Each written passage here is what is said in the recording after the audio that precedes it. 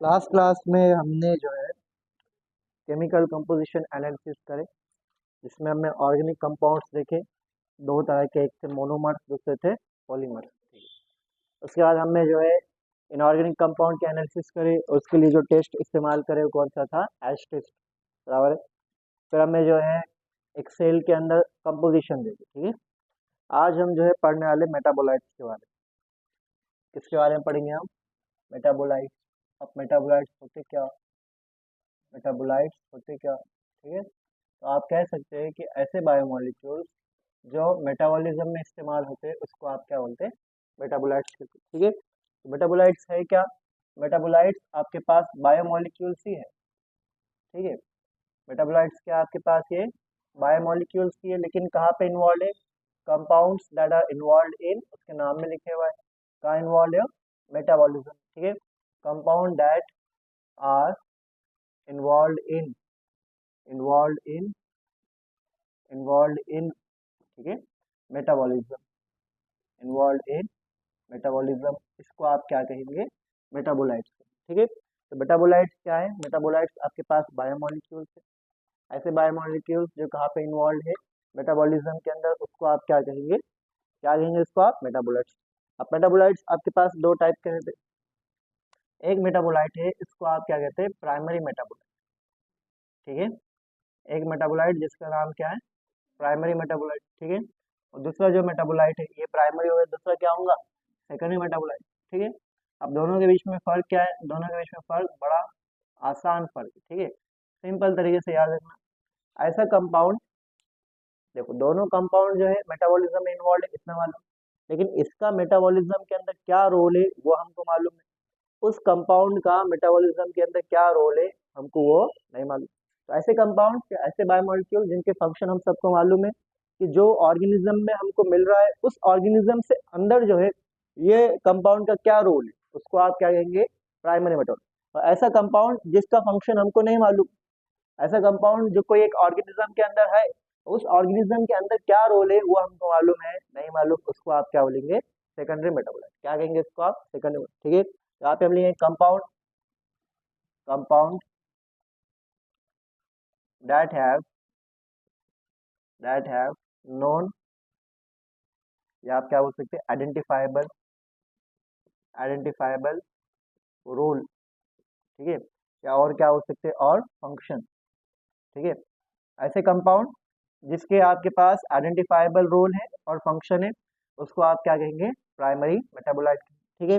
They are essential, they are essential, they are essential, ठीक है, as directly as they are, ठीक है, as they are directly involve, ठीक है, as they are directly, directly involve, involve in physiological processes, in physiological, physiological processes, physiological processes, ठीक है। तो ये आपके पास बहुत ही इसेंशियल है, बहुत ही इसेंशियल है, क्योंकि इनका रोल डायरेक्टली कहाँ पे, फिजियोलॉजिकल प्रोसेस। इसका मतलब क्या हो रहा है कि डायरेक्टली, ठीक है, डायरेक्ट रोल इन, ठीक है, इन्वॉल्व इन मेटाबॉलिज्म, ठीक है, directly involve in metabolism, directly involve in metabolism, in metabolism, ठीक है। तो ये आपके पास कौन से कंपाउंड होंगे, कैसे कंपाउंड होंगे आपके पास, कौन से हो जाएंगे आपके पास, प्राइमरी मेटाबोलाइट, ठीक है। तो प्राइमरी मेटाबोलाइट आपके पास वो बायोमोलिक्यूल्स है जिनका काम क्या है एक ऑर्गेनिज्म के अंदर, वो हमको मालूम है। फॉर एग्जांपल हमने बहुत सारे प्राइमरी मेटाबोलाइट पढ़े हुए, ठीक है। फॉर एग्जांपल आपके पास है ग्लूकोज, ग्लूकोज एक बायोमोलिक्यूल है, इसका रोल एक ऑर्गेनिज्म में क्या रहता, एक ऑर्गेनिज्म को एनर्जी प्रोवाइड करना। हम सबको मालूम ग्लूकोज वो कंपाउंड है जिसका क्या होता है, रेस्पिरेशन होता है, और रेस्पिरेशन होने के बाद क्या मिलती है, एनर्जी। तो इस कंपाउंड का रोल हम सबको मालूम है, राइट। ग्लूकोज का रोल क्या है, एनर्जी प्रोवाइड करना, ठीक है। उसके बाद दूसरा कंपाउंड है, दूसरा कंपाउंड हमारे पास कौन सा है, क्लोरोफिल। क्लोरोफिल का क्या रोल है बोलो, क्लोरोफिल का क्या रोल है आपके पास, ये आपके पास फोटोसिंथेसिस में हेल्प करेगा, तो इसका काम हमको मालूम है, ये प्लांट के अंदर फोटोसिंथेसिस में हेल्प कर रहा है। तो ऐसे कंपाउंड जिनका फंक्शन हम सबको मालूम है उसको आप क्या बोलेंगे, प्राइमरी मेटाबोलाइट, ठीक है। सेकंड, फिर आपके पास सेकेंडरी मेटाबोलाइट क्या होंगे, आपके पास कंपाउंड्स, ठीक है, कंपाउंड्स विथ अननोन रोल, ठीक है, विथ अननोन रोल, ठीक है। ऐसा रोल, ऐसा कंपाउंड जिसका काम क्या है, जिसका फंक्शन क्या है हमको मालूम नहीं, उस कंपाउंड को आप क्या कहेंगे, क्या कहेंगे उसको आप, सेकेंडरी मेटाबॉलाइट। ठीक है। अब जो सेकेंडरी मेटाबोलाइट्स है उनके फंक्शन जो ऑर्गेनिज्म में वो मिल रहे हैं, उनके अंदर क्या है वो तो नहीं मालूम हमको, लेकिन उनके उनका जो है इस्तेमाल हम लोग कर रहे हैं, कौन, ह्यूमंस। ठीक है। फॉर एग्जांपल एक प्लांट के अंदर आपके पास एक सेकेंडरी मेटाबोलाइट बनता है जिसका नाम क्या है, गम। इस तरह आपके पास एक प्लांट के अंदर क्या मिलेगा, रबर। इस तरह जो है एक प्लांट के अंदर आपको जो है क्या मिलेंगे, आपके पास सेंट्स मिलेंगे। इस तरह एक प्लांट्स में क्या मिलेंगे, आपके पास स्पाइस मिलेंगे। अब ये सब जो आपके पास कंपाउंड है, ये जो आपके पास कंपाउंड है, इन कंपाउंड्स का रोल प्लांट के अंदर क्या है वो तो नहीं मालूम, लेकिन इनका जो इस्तेमाल कौन करते हैं, ह्यूमन करते हैं। तो ये आपके पास कहाँ यूज होते हैं, use in human welfare, use in human welfare. ठीक है। तो ह्यूमन वेलफेयर में इसका इस्तेमाल होगा, किसका इस्तेमाल होगा आपके पास, ठीक है, सेकेंडरी मेटाबोलाइट का। इसका मतलब इनका इंपॉर्टेंस कैसा है, ग्रेट इकोनॉमिक इंपॉर्टेंस, क्या आपके पास ग्रेट इकोनॉमिक इंपॉर्टेंस। तो इंसानों के लिए इसका इंपॉर्टेंस जो है बहुत ज्यादा है, लेकिन नेचर में इसका कुछ ज्यादा इंपॉर्टेंट नहीं। नेचर को यहाँ पे गम, रबर, सेंट और स्पाइस से कोई फर्क पड़ता नहीं। हमारे पास जो एनवायरनमेंट है इसमें इसका कोई ज्यादा इंपॉर्टेंट नहीं है। तो यहाँ पे हम लिखेंगे लिटिल इकोलॉजिकल इंपॉर्टेंस, क्या रहेंगे आपके पास, लिटिल इकोलॉजिकल क्या रहेंगे आपके पास यहाँ पे इंपॉर्टेंस। ठीक है। तो इस पॉइंट को आप लोगों ने याद रखना। कहाँ मिलेंगे आपको ये एनिमल्स में नहीं मिलता, found in plants, found in plants. ठीक है, found in plants, animal found in plants. ठीक है, फंगस, फंगस। ठीक है, एंड माइक्रोब्स इनके अंदर जो है हमको मिलने वाला है। ठीक है। क्या एग्जांपल्स है इनके सामने लिखे हुए, क्या एग्जांपल इनका आपके पास। ठीक है। इस तरह आपके पास फ्लेविनॉइड्स होंगे, फ्लेविनॉइड्स की तरह आपके पास क्या होंगे, यहाँ पे स्पाइसेस होंगे। ठीक है, स्पाइसेस है। और कौन है यहाँ पे आपके पास, ठीक है, रबर है। ठीक है, और कौन है यहाँ पे, सेंट्स है आपके पास, यहाँ पे क्या है, सेंट्स। ठीक है, एटीसी। इस तरह जो है आपके पास बहुत सारे कंपाउंड होंगे जिनके फंक्शन जो और करना है, जहाँ से क्वेश्चन बहुत आते हैं। ठीक है, आपके पास यहाँ पे बहुत सारे जो है सेकेंडरी मेटाबोलाइट्स दिए हुए हैं, उनके एग्जाम्पल्स दिए। ठीक है। तो जो सबसे पहला सेकेंडरी मेटाबोलाइट है आपके पास है एल्कोलॉइड्स, एल्कोलॉइड्स। ठीक है, एल्कोलॉइड्स के बाद जो है हमारे पास है ड्रग्स। ठीक है, उसके बाद हमारे पास है टॉक्सिन। इस तरह हमारे पास जो है essential oil, essential oils, essential oil. ठीक है, उसके बाद है हमारे पास टर्पिन। ठीक है, या टर्पिनॉइड्स। ठीक है, इसी तरह जो है हमारे पास और जो है हमारे पास यहाँ पे है पिगमेंट्स, पिगमेंट्स। ठीक है, उसके बाद जो है हमारे पास यहाँ पे है पिगमेंट्स के बाद जो है पॉलीमेरिक सब्सटेंस, पॉलीमेरिक सब्सटेंस। और पॉलीमेरिक सब्सटेंस के बाद जो है, पॉलीमेरिक सब्सटेंस के बाद हमारे पास यहाँ पे है लेक्टिन, कौन है यहाँ पे, लेक्टिन। ठीक है, ये आपके पास सारे जो है यहाँ पे क्या रहने वाले, यहाँ पे बहुत सारे आपके पास क्या, ये सारे सेकेंडरी मेटाबोलाइट्स, ऐसे कंपाउंड जिनके फंक्शंस कैसे अनरोल है, जो ऑर्गेनिज्म के अंदर ये मिल रहे हैं। अब इनके इनका जो इस्तेमाल हम करने वाले हमारे लिए अलग अलग रोल्स के लिए। ठीक है, वो तो अलग पॉइंट हो गया। जो ऑर्गेनिज्म में मिल रहे हैं उसके अंदर क्या रोल है वो आपको मालूम है, नहीं मालूम। ठीक है, इस तरह जो है आपके पास अल्कोलॉइड में आपके पास रहता है मॉर्फिन और codeine, morphine and codeine, morphine and codeine. ठीक है, तो मॉर्फिन नाम तो आप लोगों ने सुने होंगे, सुना है मॉर्फिन नाम। तो मॉर्फिन जो है आपके पास एक सेडेटिव है। देखो अब इसका जो है काम जिस प्लांट के अंदर मिल रहा है वो हमको तो नहीं मालूम। ठीक है, अब देखो ये टेबल आउटडेटेड है, इसमें से बहुत सारे कंपाउंड है, आप बोलेंगे सर इसके रोल्स तो हमको मालूम है प्लांट में क्या करता है। तो टेबल आउटडेटेड है, लेकिन एनसीईआरटी में दिया तो क्वेश्चन आया तो इसके हिसाब से आपको करना है। ठीक है, अब मॉर्फिन क्या एक सेडेटिव है जिसका इस्तेमाल होता है सर्जरी में।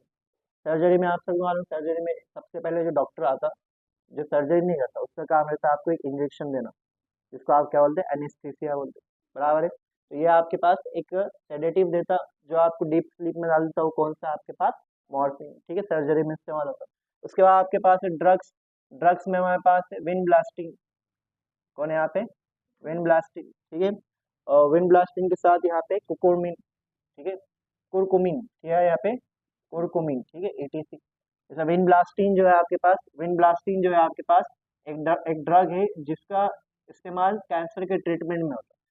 क्या होता है उसका, कैंसर के ट्रीटमेंट में। ठीक है, टॉक्सिन में आपके पास आता है एब्रीन, क्या आता है, एब्रीन। इसी तरह आपके पास आता है रिसिन, ठीक है, एब्रिन और रिसिन। इस तरह जो है आपके पास एसेंशियल ऑयल में आएगा लेमन ग्रास ऑयल, ठीक है, जो अतर वगैरह रहते, ठीक है, इसका इस्तेमाल होता है यहाँ पे लेमन ग्रास ऑयल, ठीक है। इसकी तरह आपके पास टर्पिनॉइड्स में आएगा monoterpene and diterpene, monoterpene and diterpene, monoterpene and diterpene जो है आपके पास ये आ गया, ठीक है।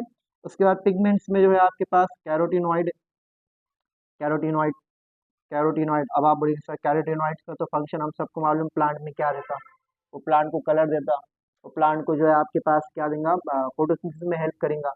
लेकिन जो है आपने फिर से याद रखना है टेबल के साथ आपके पास आउटडेटेड, ठीक है। कैरोटीनॉइड से और कौन है आपके पास, एंथोसियानिन, कौन आने वाला है यहाँ पे, एंथोसियानिन, ठीक है, तो एंथोसियानिन आ गया। पॉलीमेरिक सब्सटेंस, जिस तरह आपके पास सेलुलोज हो गया, सेलुलोज हो गया, याद रखो सेलुलोज क्या है, सेकेंडरी मेटाबोलाइट, ठीक है।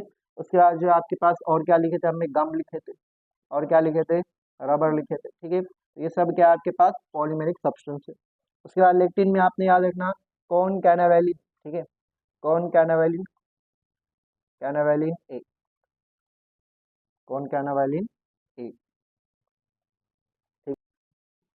तो अल्कोलॉइड्स में कौन रहेगा, मॉर्फिन और कोडिन।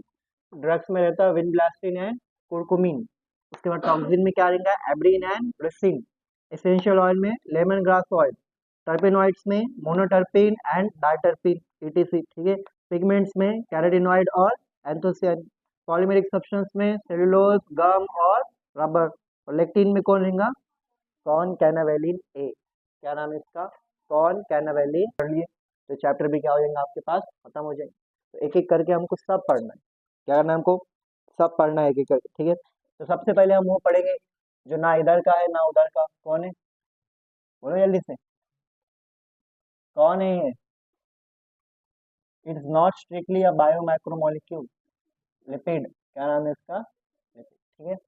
तो लिपिड जो है आपके पास सबसे पहले नॉट अ पॉलीमर, सबसे पहले क्या है आपके पास, not a polymer, not a polymer, ये आपके पास पॉलीमर नहीं, ये आपके पास वैक्सी रहता, ये आपके पास ग्रीजी रहता, ठीक है।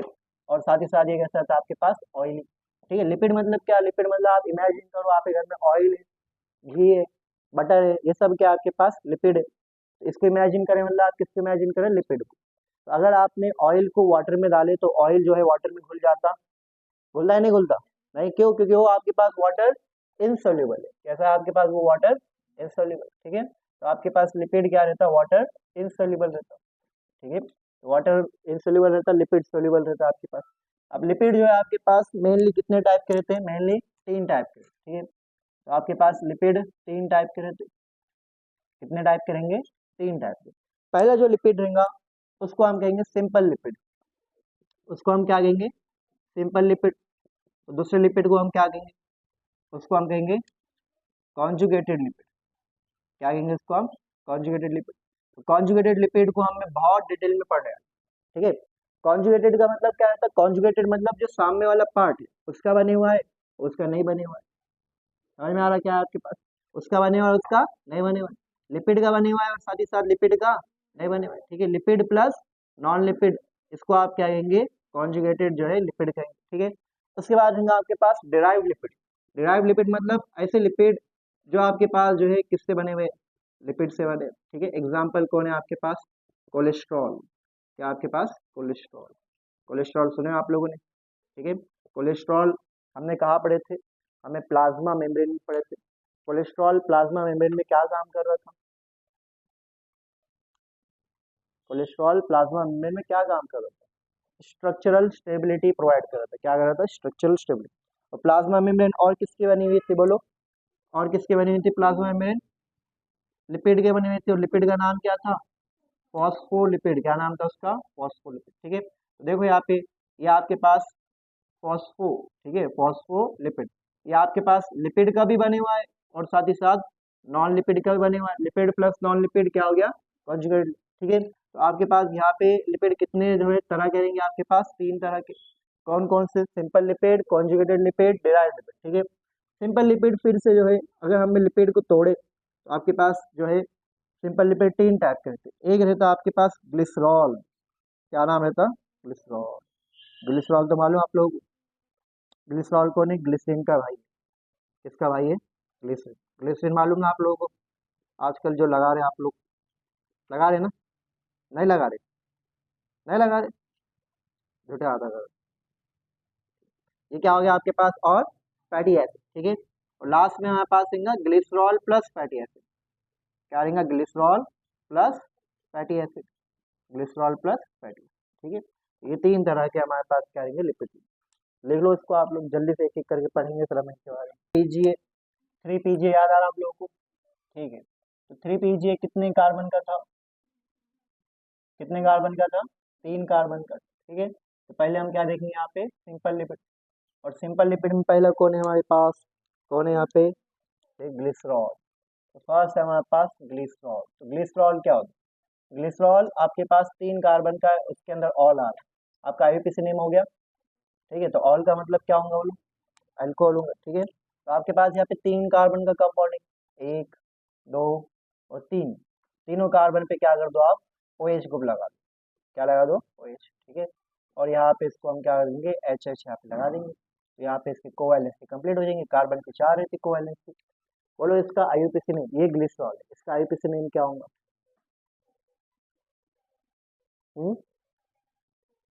प्रोपेनॉल। हाँ तो ठीक है, वैसा हो सकता है। और जो इसको आप क्या बोल सकते हैं? 1, 2, 3 ट्राईहाइड्रोक्सी। ट्राईहाइड्रोक्सी कितने कार्बन? 3 कार्बन। 3 कार्बन का क्या रहता है आपके पास? प्रोपेन, ठीक है। 1, 2, 3 ट्राईहाइड्रोक्सी प्रोपेन। ये जो आपके पास ग्लिसरॉल का नाम है, इसको आप लोग याद रखें, ठीक है। इस तरह हमारे पास होगा फैटी एसिड। इस तरह हमारे पास क्या होगा? फैटी एसिड, ठीक है। अब फैटी एसिड क्या रहता है? फैटी एसिड इसके नाम में लिखे फैटी। फैटी मतलब क्या होगा? एक बहुत बड़ा ग्रुप है। और एसिड मतलब यहाँ पे क्या है? एसिडिक ग्रुप है, ठीक है। तो आपके पास फैटी एसिड क्या है? ये आपके पास एक long chain of hydrocarbon. Long chain of hydrocarbon, बहुत लंबी चेन है हाइड्रोकार्बन की, जिसके एंड पे क्या है? एसिड है, ठीक है। तो यहाँ पे हम लिखेंगे long chain of long chain of hydrocarbon. Long chain of hydrocarbon. Hydrocarbon मतलब क्या होगा? H और C, ठीक है। Hydrocarbon, long chain of hydrocarbon ending with a ending with a ending with a carboxylic group. Ending with a carboxylic group. Carboxylic group, इसको आप क्या कहेंगे? इसको आप क्या कहेंगे? हाइड्रोकार्बन, ठीक है। तो इसका मतलब यहाँ पे क्या है? CH3 है, उसके बाद CH2 है, उसके बाद CH2 CH2 CH2 CH2 CH2 CH2 CH2, ऐसे क्या है आपके पास? बहुत सारे क्या है? CH2। उसके एकदम लास्ट में जो है आपके पास यहाँ पे क्या है? C डबल बॉन्ड O और सिंगल बॉन्ड OH। और ये क्या हो गया आपके पास? एसिड हो गया। देखो यहाँ पे क्या लिखे हुआ है? Long chain of hydrocarbon ending with a carboxylic group, ठीक है। लेकिन ये लॉन्ग चेन ऑफ हाइड्रोकार्बन है, ये आपके पास अनलिमिटेड नहीं होगी। यहाँ पे एक मैक्सिमम नंबर ऑफ कार्बन होंगे। मान लो कि ये लॉन्ग चेन ऑफ हाइड्रोकार्बन को हमने क्या मान लिए? R मान लिए, ठीक है। तो यहाँ पे मैक्सिमम कितने कार्बन होंगे? तो याद रखना आपने, मैक्स यहाँ पे 19 कार्बन। मैक्स यहाँ पे कितने कार्बन होंगे? 19 कार्बन। तो यहाँ पे R ग्रुप में 19 कार्बन है, लेकिन यहाँ पे एक और एक कार्बन है। तो टोटल फैटी एसिड में मैक्सिमम कितने कार्बन हो सकते हैं? 20। लेकिन R ग्रुप में मैक्सिमम कार्बन कितने हो सकते हैं? 9, ठीक है। लिख लो इसको आप लोग।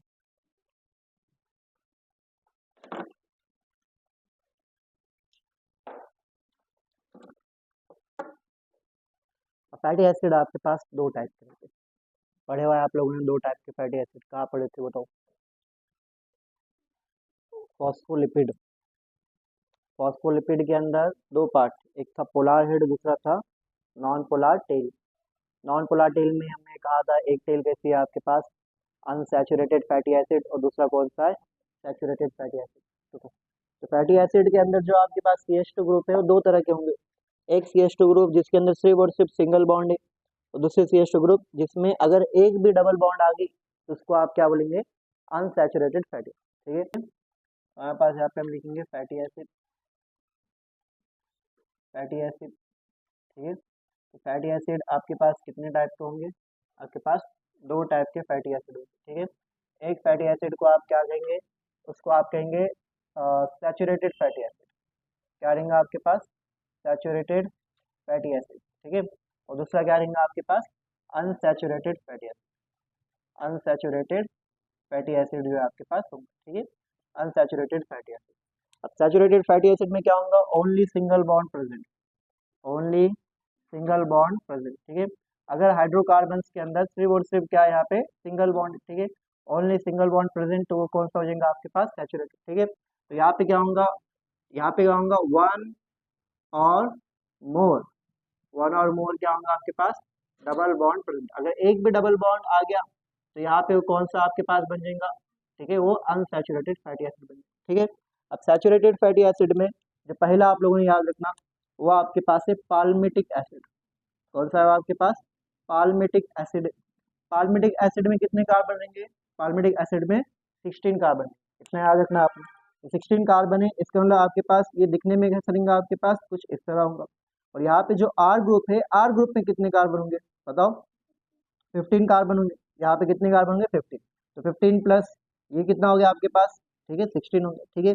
उसके बाद जो है आपके पास नेक्स्ट, उसका नाम है स्टेरिक एसिड। क्या नाम है उसका, स्टेरिक एसिड, ठीक है। तो यहाँ पे आपके पास आएंगे stearic acid, stearic acid. Stearic acid में टोटल 18 कार्बन, कितने कार्बन टोटल 18 कार्बन, ठीक है। इसका मतलब यहाँ पे जो आर ग्रुप रहेगा, जो इसको आप लिखेंगे C double bond O H, यहाँ पे जो आर ग्रुप रहेगा इसमें कितने कार्बन होंगे, इसमें यहाँ पे आपके पास 17 कार्बन होंगे, ठीक है। उसके बाद जो है नेक्स्ट हमारे पास यहाँ पे है, यहाँ पे नेक्स्ट हमारे पास है थर्ड, जो है कौन है आपके पास एराकिडोनिक एसिड। क्या नाम है इसका, एराकिडोनिक एसिड, ठीक है, एराकिडोनिक एसिड। एराकिडोनिक एसिड जो है आपके पास, यहाँ पे जो है आपके पास 20 कार्बन, कितने रहेंगे 20 कार्बन, ठीक है। इसके मतलब यहाँ पे जो आपके पास R C double bond O, R C double bond O single bond O H, यहाँ पे जो आर ग्रुप है इसने मैक्सिमम कार्बन लिया, कितने रहते हैं मैक्सिमम 19 कार्बन। इस तरह आप लोगों को सब याद रखना है, तो तीन है, एक है पाल्मिटिक एसिड, दूसरा स्टेरिक एसिड, और थर्ड कौन सा है एराकिडोनिक एसिड। पाल्मिटिक एसिड में टोटल कितने 16 कार्बन, और जो स्टेरिक एसिड में कितने 18 कार्बन है, और एराकिडोनिक एसिड में कितने 20 कार्बन, ठीक है, तो ध्यान दो, ठीक है। सी हमारे पास क्या था, सी दिए थे ना हमने फैटी एसिड के लिए, बी था, बी था ना, ठीक है। फैटी एसिड में भी फिर हमारे पास सी है, सी हमारे पास है फैटी एसिड, यहाँ पे ध्यान दो हमेशा, फैटी एसिड प्लस ग्लिसरॉल, ठीक है, फैटी एसिड प्लस ग्लिसरॉल, ठीक है, ये आपके पास है। इसमें जो है हमारे पास पहला जो रहेगा ये रहेगा आपके पास मोनोग्लिसराइड, मोनोग्लिसराइड, ये जो है आपके पास टर्म रहने वाला है। अब मोनोग्लिसराइड का मतलब क्या होगा, अब याद रखो कि फैटी एसिड प्लस ग्लिसरॉल में हमेशा एक ग्लिसरॉल का इस्तेमाल होगा, किसका इस्तेमाल होगा, वन ग्लिसरॉल, हमेशा क्या रहने वाला है यहाँ पे एक ग्लिसरॉल रहने वाला है, और यहाँ पे फैटी एसिड का नंबर जो है बढ़ाते रहेंगे। अभी ये मोनो है तो यहाँ पे मोनो मतलब क्या है कि यहाँ पे एक क्या है फैटी एसिड, यहाँ पे क्या आपके पास एक फैटी एसिड। अब जो आपके पास ये मोनोग्लिसराइड बनता कैसे, सबसे पहले आपको क्या बनाना है, यहाँ पे एक ग्लिसरॉल बनेंगे। ग्लिसरॉल क्या है, 3 कार्बन का आपके पास एक कंपाउंड है, जिसके हर एक कार्बन पे क्या है OH ग्रुप है। कार्बन नंबर 1 पे एक OH है, कार्बन नंबर 2 पे एक OH है, कार्बन नंबर 3 पे एक OH है, बाकी सब H लगा दीजिए, क्योंकि हम सबको मालूम कार्बन की कोवैलेंसी कितनी रहती, 4 रहती, मतलब 4 बॉन्ड बना, ठीक है। इसके बाद ये तो ग्लिसरॉल बन गया। नेक्स्ट आपको यहाँ क्या बनाना है, यहाँ पे फैटी एसिड बनाना है। यहाँ पे हम फैटी एसिड बनेंगे, यहाँ पे हमने OH लिखे, यहाँ पे C डबल बॉन्ड O लिखे, और यहाँ पे हमने R लिखे। क्या एक फैटी एसिड है, बिल्कुल ये एक फैटी एसिड है। अब आप लोगों ने याद रखना केमिस्ट्री के लिए या बायो के लिए, कभी भी जब एक अल्कोहल और एसिड एक दूसरे के नजदीक आते हैं तो यहाँ पे एक बॉन्ड बनती है, उस बॉन्ड को आप कहते हैं ईस्टर बॉन्ड। क्या कहते हैं उसका, ईस्टर बॉन्ड। और यहाँ से क्या निकल जाएगा, देखो क्या निकल जाएगा, यहाँ से वाटर निकल जाएगा, दिख रहा आप लोग, यहाँ से क्या निकलेगा वाटर।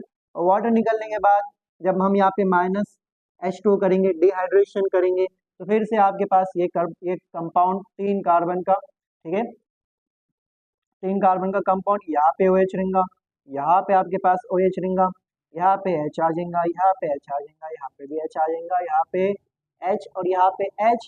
लेकिन यहाँ पे अब आपके पास एक नई बॉन्ड है। अब आप लोग याद रखना कि एग्जाम में पूछेंगे आपको कि ग्लिसराइड्स के अंदर फैटी एसिड और ग्लिसरॉल को जोड़ने वाली बॉन्ड का नाम क्या रहता, तो आप लोगों ने याद रखना उसका नाम रहता है ईस्टर बॉन्ड। क्या नाम रहता है उसका, ईस्टर बॉन्ड, ठीक है। तो ये आपके पास जो बॉन्ड बना है, इस बॉन्ड का नाम क्या है, ईस्टर बॉन्ड। इसका मतलब यहाँ पे जो भी हम फैटी एसिड बनाएंगे, सॉरी ग्लिसराइड बनेंगे, तो उसमें कौन से बॉन्ड रहने वाले आपके पास, एस्टर बॉन्ड रहने वाले। ठीक है, तो यहाँ पे इस तरह आपके पास क्या बना, मोनोग्लिस।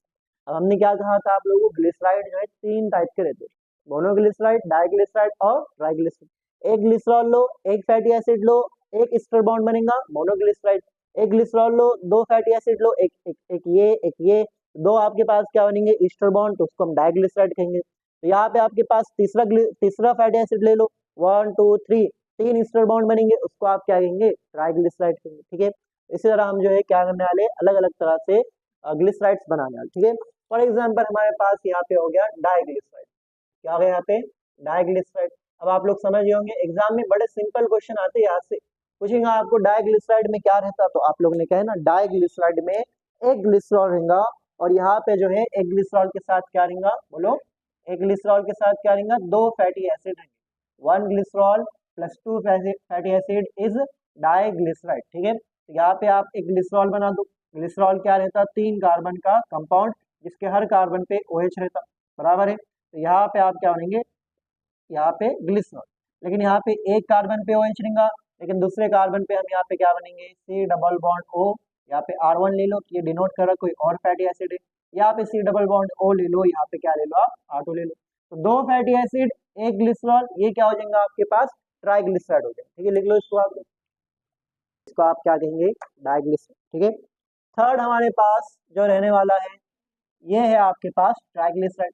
और ट्राइग्लिसराइड जो है ये बहुत ही कॉमन है हमारे डेली यूज के अंदर। तो यहाँ पे ट्राइग्लिसराइड क्या होने वाला है, अब आप लोग समझ गए होंगे ट्राइग्लिसराइड मतलब क्या होगा, 1 ग्लिसरॉल प्लस 3 फैटी एसिड, इसको आप क्या कहेंगे, ट्राइग्लिसरॉल कहेंगे। ठीक है, इसको आप क्या कहेंगे, ट्राइग्लिसराइड कहेंगे। यहाँ पे जो है क्या लिख दो आप लोग, यहाँ पे 3 कार्बन लिख दो ग्लिसरॉल के। ठीक है, और यहाँ पे अब क्या करना है आपको, 3 फैटी एसिड लगाना है। तो यहाँ पे एक लगा दिए, ईस्टर बॉन्ड बन गया आपके पास, C double bond O R1।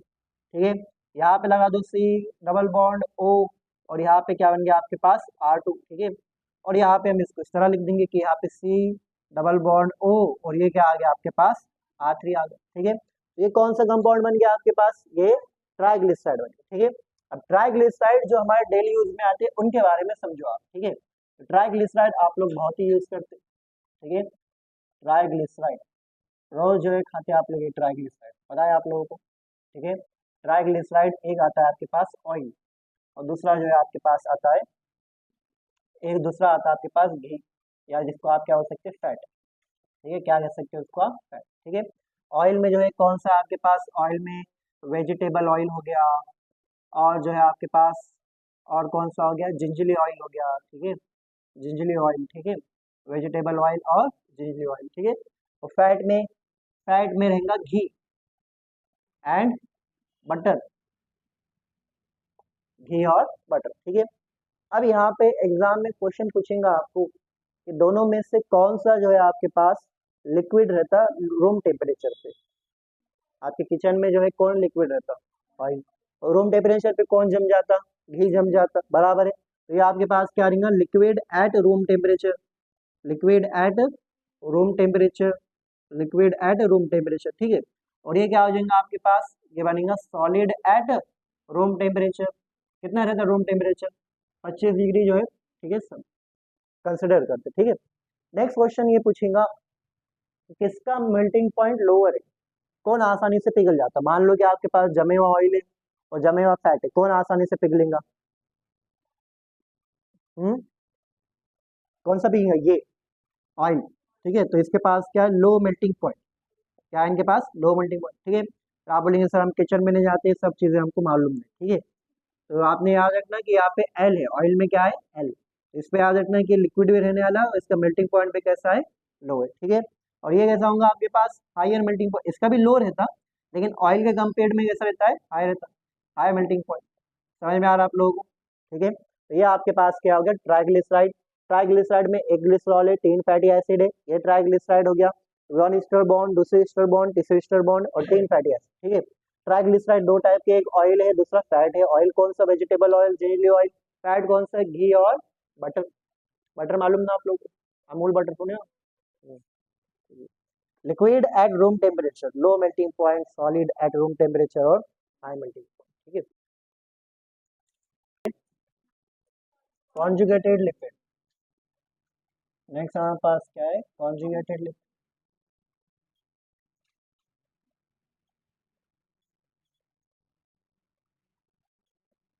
Conjugated lipid, ठीक है। कॉन्जुगेटेड लिपिड आपके पास क्या है, ठीक है, तो याद रखना कॉन्जुगेटेड लिपिड आपके पास वो है जिसमें जो आपके पास लिपिड रहने वाला है और लिपिड के साथ ही साथ क्या रहेगा आपके पास, नॉन लिपिड वाला पार्ट रहेगा, नॉन लिपिड वाला आपके पास पार्ट रहेगा। ठीक है, इसको आप क्या कहेंगे, कॉन्जुगेटेड लिपिड। कॉन्जुगेट लिपिड में जो हमारे पास एग्जाम्पल है वो कौन है, वो आपके पास है फॉस्फोलिपिड। ठीक है, फॉस्फोलिपिड जो है ये कॉन्जुगेटेड लिपिड का एग्जाम्पल। तो फॉस्फोलिपिड में अगर आप देखेंगे तो फॉस्फो है जो आपके पास क्या हो गया, नॉन लिपिड पार्ट हो गया, और दूसरा क्या हो गया आपके पास, लिपिड वाला पार्ट हो गया। ठीक है, फॉस्फोलिपिड जो है इसी का जो है दूसरा नाम क्या रहता है, लेसिथिन। क्या नाम रहता है इसका, लेसिथिन। याद रख लो आप लोगों ने फॉस्फोलिपिड, ये स्ट्रक्चर के बारे में बहुत डिटेल में पढ़े, सेल डायमीटर ऑफ लाइफ में, सेल मेम्ब्रेन में पढ़े थे हमने, राइट। ये फॉस्फेट हेड रहता जो आपके पास किस रहता, पोलार रहता, और आपके पास नॉन पोलार क्या रहती, टेल रहती, lipid tail, saturated fatty acid के बनी हुई। ठीक है, और ये जो है आपके पास एक ट्राइग्लिसराइड रहता, क्या रहेगा आपके पास, ये एक ट्राइग्लिसराइड रहेगा। इसका मतलब क्या है, इसका मतलब ये है कि ग्लिसरॉल के तीनों OH के ऊपर कुछ ना कुछ यहाँ पे है, समझ में आ रहा, इसको आप क्या कहेंगे, ट्राइग्लिसराइड। ठीक है, मतलब 3 ईस्टर बॉन्ड बनने वाले यहाँ पे। तो यहाँ पे अगर हमें इसका स्ट्रक्चर बनाए तो सबसे पहले एक ग्लिसरॉल बनाना है, क्योंकि ग्लिसरॉल का नंबर हमेशा क्या है आपके पास, कांस्टेंट। ठीक है, अब यहाँ पे देखो आपके पास आ जाएगा, यहाँ पे एक O आ गया, यहाँ पे आपके पास C डबल बॉन्ड हो गया आ गया, और यहाँ पे मान लो R1, इसका OH यहाँ से लिख लेंगे हम, यहाँ पे C डबल बॉन्ड O आ गया, और यहाँ पे क्या आ गया आपके पास, R2 आ गया। ठीक है, जो थर्ड वाला पार्ट रहेगा आपके पास, ये जो है आपके पास नॉन लिपिड वाला पार्ट रहेगा। ठीक है, अब यहाँ पे फैटी एसिड नहीं है, यहाँ पे जो है आपके पास फॉस्फेट ग्रुप है, क्या आएगा यहाँ पे, फॉस्फेट ग्रुप। ठीक है, तो यहाँ पे आप लोग याद रखना कि क्या आने वाला आपके पास, फॉस्फेट ग्रुप, CH2, CH2, ठीक है, और N, और आपके पास क्या रहेगा, CH3 और क्या आ गया, CH3। ये आपके पास क्या हो गया, फॉस्फोलिपिड हो गया। ये क्या हो गया आपके पास, फॉस्फोलिपिड। ये जो आपके पास ग्रुप है, इस ग्रुप को हम क्या बोलते हैं, ये आपके पास फॉस्फेट ग्रुप है, या फिर इसको हम बोल सकते हैं कौन सा ग्रुप है, फॉस्फो ग्रुप है। और ये जो आपके पास है इसको हम बोलेंगे कोलिन, क्या बोलेंगे इसको हम, कोलिन। ये कोलिन ग्रुप है आपके पास, समझ में आ गया। तो आपके पास ये कौन सा हो गया, कॉन्जुगेटेड लिपिड।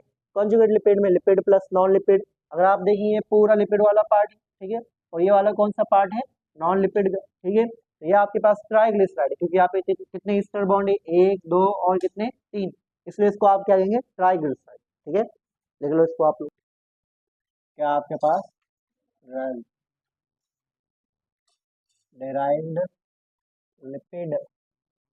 ठीक है, तो डेराइव्ड लिपिड में हमारे पास जो एग्जाम्पल है वो कौन सा था, कोलेस्ट्रॉल। तो डेराइव्ड लिपिड में जो एग्जाम्पल था वो था कोलेस्ट्रॉल, कोलेस्ट्रॉल। ठीक है, कोलेस्ट्रॉल।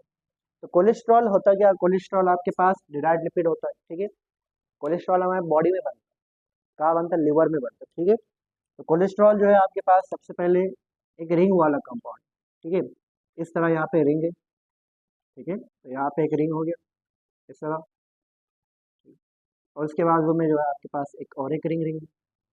ठीक है, इसके ऊपर जो है और एक रिंग है। ठीक है, इसके बाजू में एक और एक रिंग है। ठीक है, तो इसके ऊपर जो है आपके पास एक और एक जो है रिंग बनने की कोशिश करा लेकिन बन नहीं पाया, दिख रहा है आप लोगों को, चिपक नहीं हो रहा, समझे आप लोग। ठीक है, और यहाँ पे इस तरह एक OH होगा। ठीक है, और जो है आपके पास यहाँ पे इस तरह होगा, ये क्या हो जाएगा आपके पास, डेराइव्ड लिपिड हो जाएंगे, कोलेस्ट्रॉल हो गया। ठीक है, 4 रिंग है यहाँ पे, 4 रिंग्स, और जो है 27 क्या है यहाँ पे, कार्बन है, 27 कार्बन। ठीक है, और जो है आपके पास कहाँ बनता है, हम बोले formed in liver, formed in liver, क्या इस्तेमाल करके, using using acetic acid, acetic acid. ठीक है, समझ में आ गया, लिख लो इसको।